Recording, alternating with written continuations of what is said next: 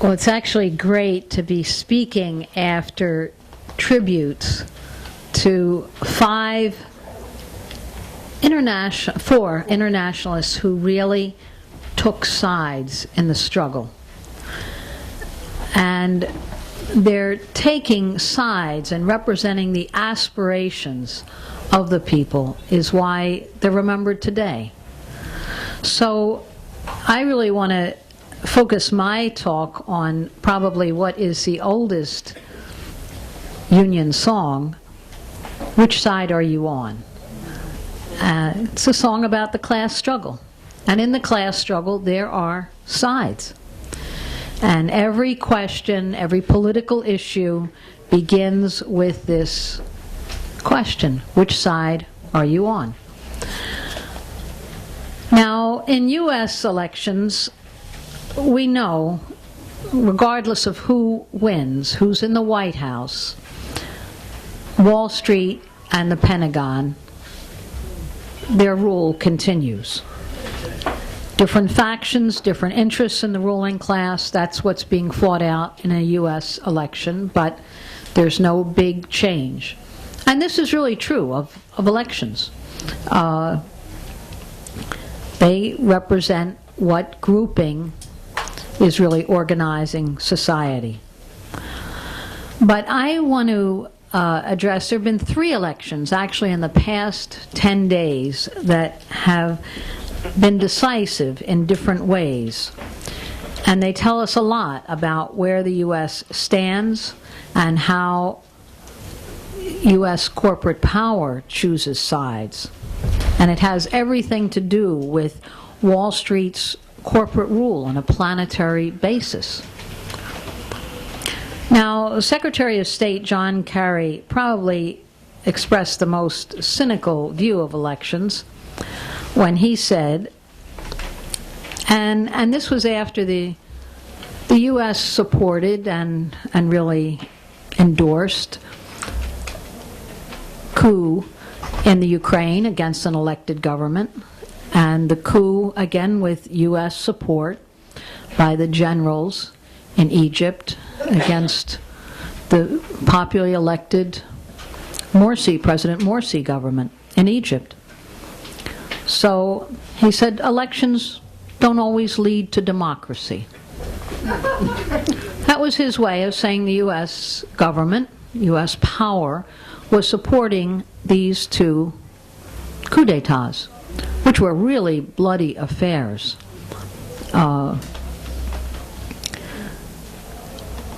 Where certainly U.S. power had a big hand, and continued the aid and the credits and the trade. It's not just a hand in the coup, but in sort of pumping in aid and advisors and experts and media support and invitations immediately to the White House and so on. Now, both of these governments then went on to organize an election where there was no choice at all. And a very interesting thing happened in those elections.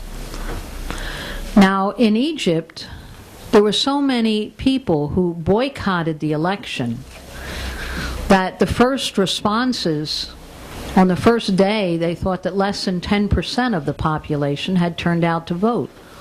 And that was being generous. All over the country there were just empty voting booths.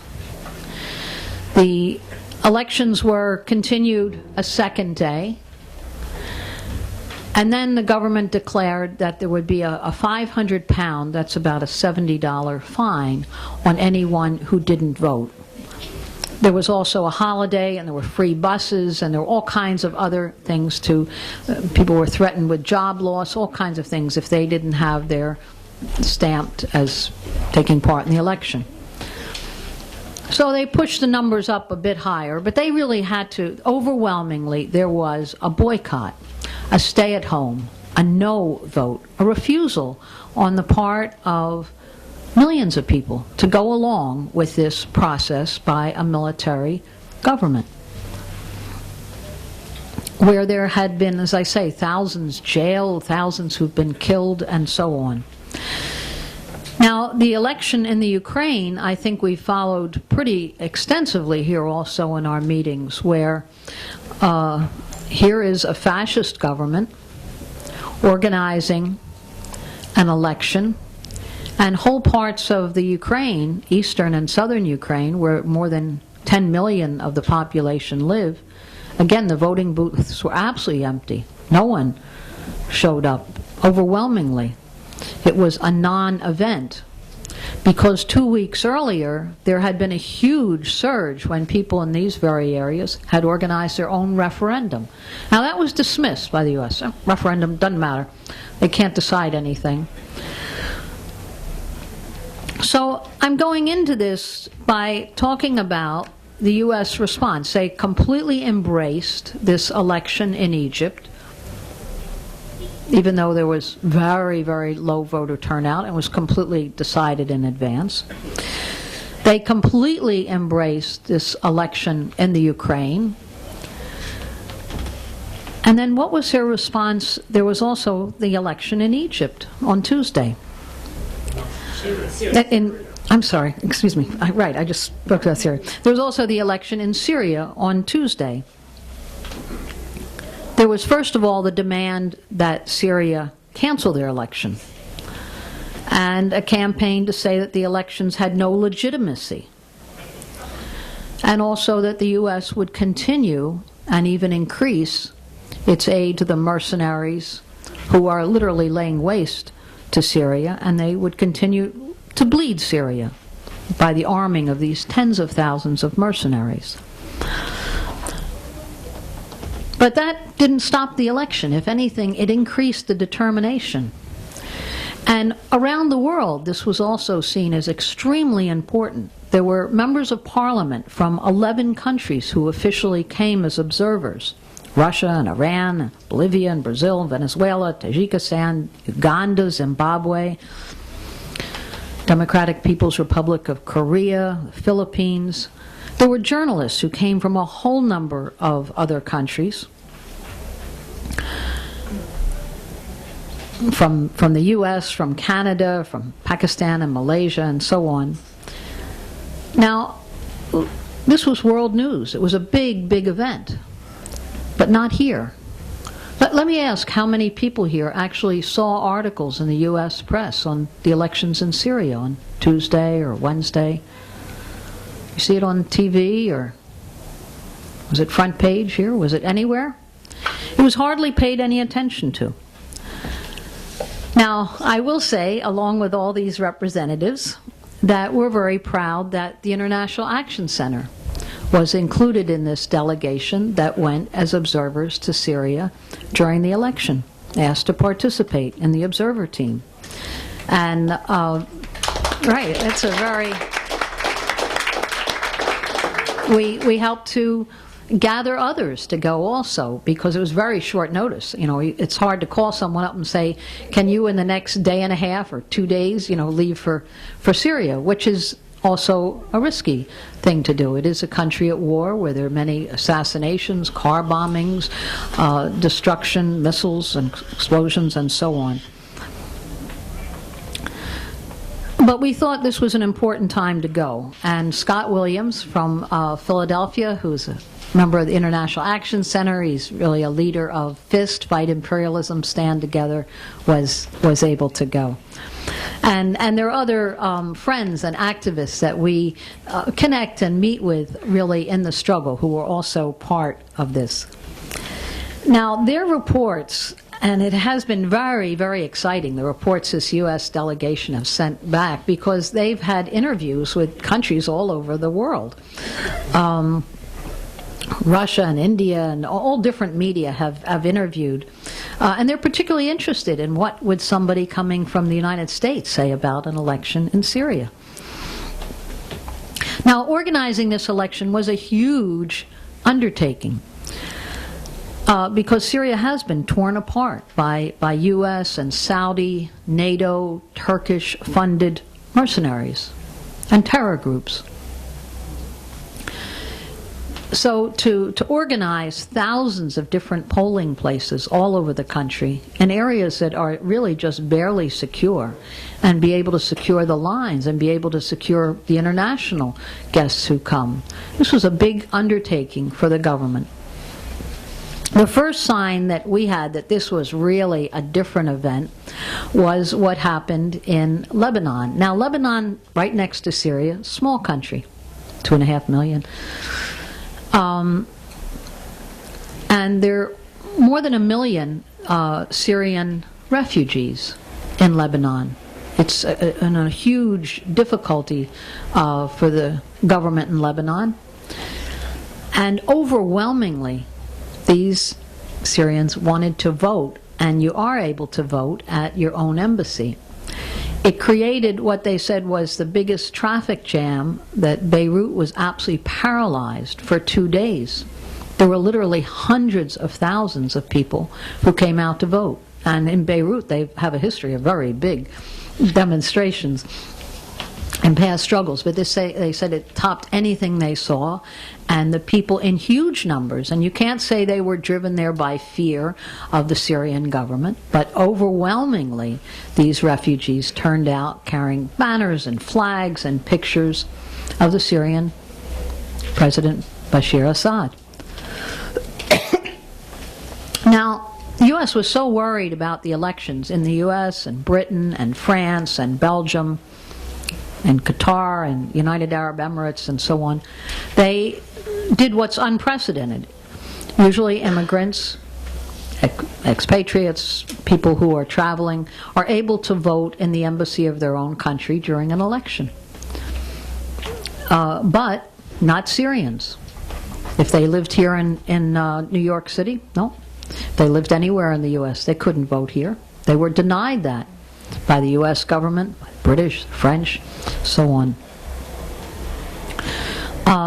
The Syrians here decided to have a demonstration in front of the United Nations about that, because they were enraged.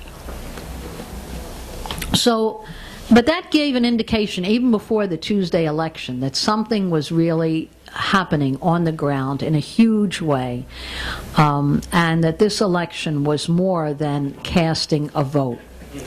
By the time Tuesday happened in Syria, it wasn't a stay away, as we saw from Egypt and as we saw from Ukraine. The people also know how to sit at home and vote no by their very presence, organize a boycott. But in Syria, the opposite happened. There were huge numbers of people, and the pictures are really something, and it's why there's no coverage here. Because the coverage is quite spectacular of these huge groupings coming out and literally filling the streets, standing in line for hours, and of enthusiasm too. Because they were voting against the takeover of their country, and they were voting for sovereignty, for self-determination, for right to decide their own future. Now, there was an opposition movement in Syria, and it actually, at the time of what was called the Arab Spring, caught up a lot of people who had their own grievances against the government. But it was so quickly hijacked, taken control of by the U.S., with arms pumped in, and contractors and military and mercenaries and so on, who had no part of Syria, were not Syrian, and were just on a totally destructive rampage, that it's caused many, many people to pull back and rethink where they stand. And their support for the government is very much their support for Syria having a future free of this takeover, being hijacked. Because they look at Iraq right next door, after the years of U.S. occupation and destruction. They look at Libya, and what did it mean when the Gaddafi and that whole government was pulled down? Has any security or stability followed this? It's really hell. In terms of even running water and electricity, let alone basic social services. So the election meant a lot. And the reports coming from the delegates who were there, both our delegates from the U.S., the other international delegates, says a lot about just what an accomplishment this is, the support, and also what a high watermark it is. I mean, it's historic in the way in which, for 3 years, the U.S. has predicted. In the beginning, they said that the government would fall any day, and then within the next week, and within the next month, and month followed month. And the one demand that was made in all the negotiations was the U.S. war would not end until the government resigned. Now, what kind of a demand is that? But all the talks in Geneva, you know, the arming and the war would continue until the Syrian government resigned. And so that refusal really shows that in a real way this was understood by the population.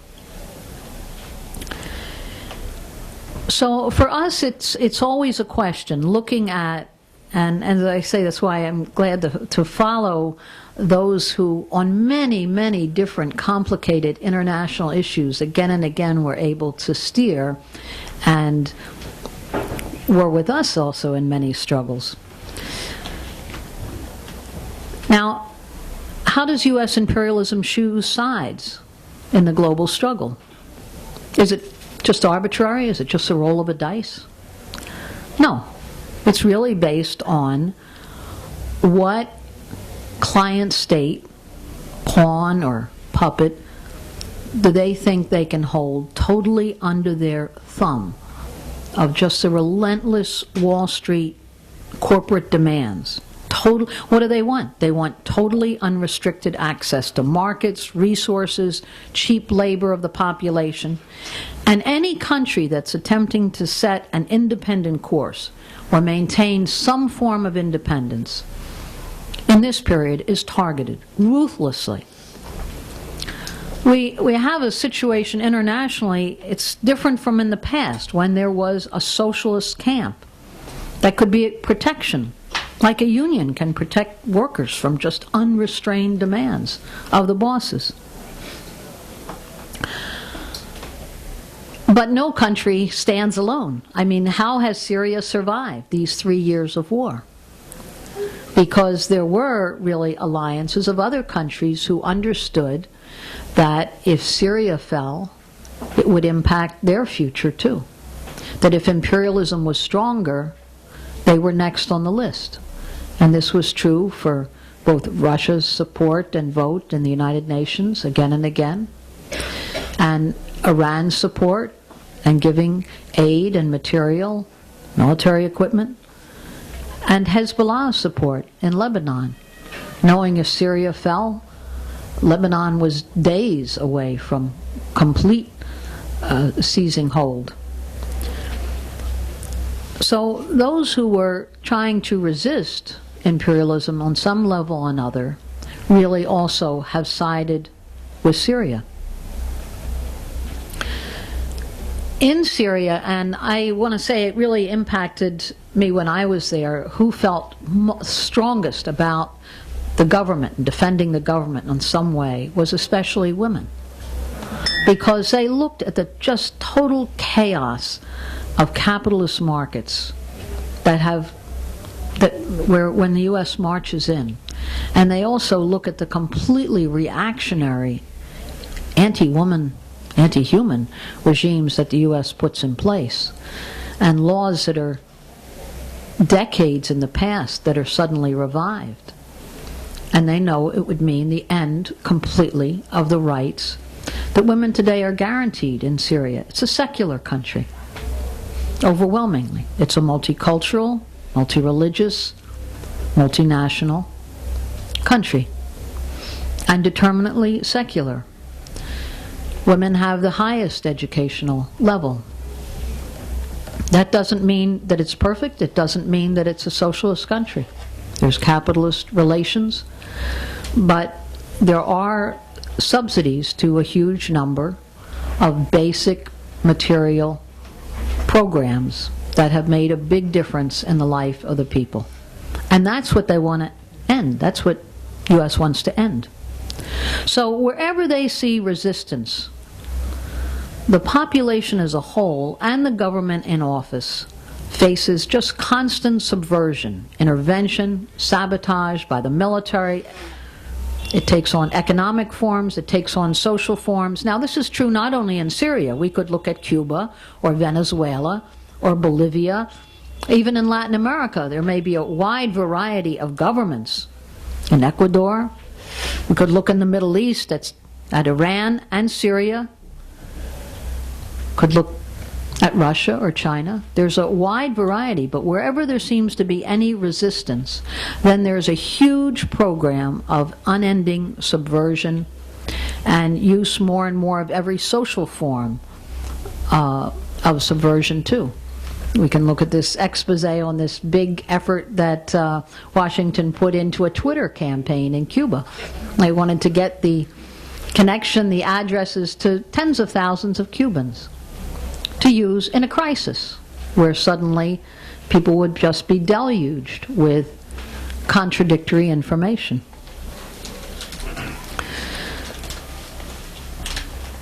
Now, another thing it's always good to point out, because the media here, there's a certain use of terminology that just puts the world on its head, and sometimes we just can't even deal with it.